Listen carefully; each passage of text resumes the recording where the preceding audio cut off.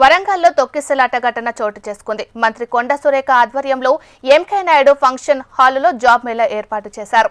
అయితే ఈ జాబ్ మేళాకు భారీగా తరలి వచ్చారు నిరుద్యోగులు. జాబ్ మేళాను మంత్రి ప్రారంభించి వెళ్లిపోయారు. ఆ తర్వాత ఒక్కసారిగా నిరుద్యోగులు ఎగబడ్డారు.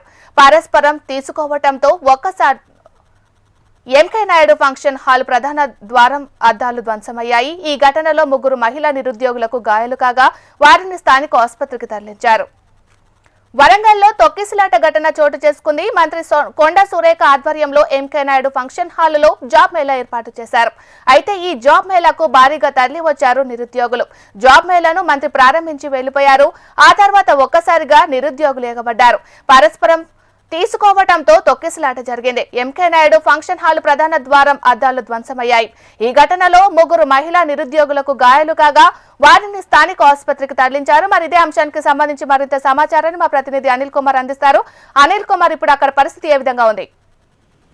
మీనాక్షి, వరంగల్లో దాదాపు 60 కంపెనీల ఆధ్వర్యంలో 11,000 మందికి నిరుద్యోగులకు ఉద్యోగాలు ఇవ్వాలని మెగా జాబ్ మేళాను మంత్రి కొండ సురేఖ ప్రారంభించడం జరిగింది. ఉదయం 10 గంటల ప్రాంతంలో మంత్రి ప్రారంభించిన అనంతరం సీతక్క సహాయంతో 11,000 మంది నిరుద్యోగులకు జాబ్లు ఇవ్వడానికి ఇలా 60 కంపెనీలను ఆహ్వానించడం జరిగింది. ఒక్కసారిగా మహిళా నిరుద్యోగులందరూ కూడా ఒక్కసారిగా ఎగబడడంతో ఎంకే నాయుడు హోటల్లోని అద్దాలు ధ్వంసం కావడం జరిగింది. అద్దాలు విరిగిపడి 3 మహిళల మీద గాయాలు కావడంతో వాళ్ళు వరంగల్ ఎంజిఎం ఆసుపత్రికి అయితే తరలించడం జరిగింది. పోలీసులు వెంటనే చేరుకొని నిరుద్యోగులందరినీ కూడా క్రమపద్ధతిలో పంపించడానికి లైన్లు అయితే ఏర్పాటు చేయడం జరిగింది. ప్రస్తుతానికి అయితే పరిస్థితి అదుపులోకి రావడం జరిగింది. ఉదయం 3 గాయాలు కావడంతో మంత్రి సురేఖ పరామర్శించారు. వారికి ఎలాంటి సాయం కావాలన్నా చేయాలని చెప్పి వైద్యులకు ఆదేశించడం జరిగింది. ప్రతి ఒక్కరికి ఉద్యోగం, ప్రభుత్వ ఉద్యోగం రావడం కష్టమని, దానికోసమే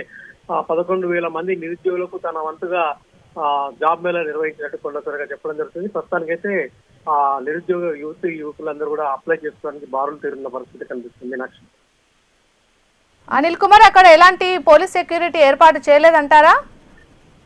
ఉదయం పోలీసు ఊహించినట్టు మామూలుగా 1000 మంది వరకే వస్తారని చెప్పేసి వాళ్ళకు సంబంధించిన పోలీసు బందోబస్తు అయితే ఏర్పాటు చేయడం జరిగింది. అనుకోకుండా 11,000 పైన నిరుద్యోగ యువకులందరూ కూడా పెద్ద ఎత్తున తరలి రావడంతో పోలీసులు వెంటనే అదనపు బలగాలు అయితే తీసుకురావడం జరిగింది. సంఘటన జరిగే సమయంలో మాత్రం కేవలం 4 కానిస్టేబుల్ మాత్రమే ఉండడం జరిగింది. ఆ తర్వాత డిఎస్పీ ఆధ్వర్యంలో భారీ బందోబస్తు ఏర్పాటు చేయడం జరిగింది. ప్రతి ఒక్కరి అప్లికేషన్ ఫామ్ తీసుకున్న తర్వాతే ఇక్కడ నుంచి అందరినీ తిరుగుముఖం పాటిస్తామని చెప్పి పోలీసులు చెప్తున్నారు.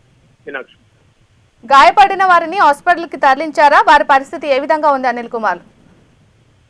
3 మహిళల్ని అయితే ఆ ఎంజిఎం ఆసుపత్రికి తరలించడం జరిగింది. వాళ్ళకి ప్రాథమిక చికిత్స చేసిన అనంతరం వాళ్ళని డిశ్చార్జ్ చేయడం కూడా జరిగింది. ఏదైనా మళ్ళీ సహాయం చేయాల్సి ఉంటే దాన్ని ఖచ్చితంగా చేయమని చెప్పేసి ఎంజిఎం సూపరింటెండెంట్కి అయితే మంత్రి సురేఖ ఆదేశించడం జరిగింది. Meenakshi, right, thank you Anil Kumar.